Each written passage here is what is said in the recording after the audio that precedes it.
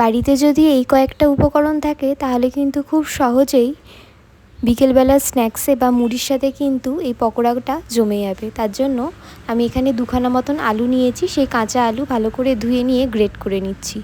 সেই গ্রেট করে নেওয়া আলুর মধ্যে দিয়ে দিয়েছি একটা কুচিয়ে নেওয়া পেঁয়াজ আর দুটো কাঁচা লঙ্কা।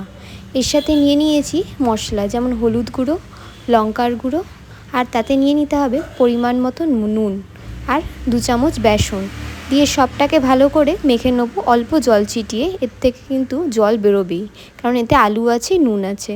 তো এটা এভাবে মেখে নিলাম। মেখে নেওয়া হয়ে গেলে এবার একটা ফ্রাইং প্যানের মধ্যে তেল গরম করে নিতে হবে। এরপর পকোড়ার মতন বা পেঁয়াজির মতন আকারে এগুলোকে ভেজে নিচ্ছি পরপর করে।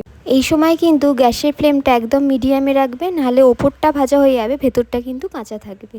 তো দেখে নাও এখানে আমার এইরকম ব্রাউন ব্রাউন করে ভেজে নিয়েছি। এবার তুলে নিলাম। এবার মুড়ির সাথে পরিবেশন করো এই পকোড়া। কেমন লাগলো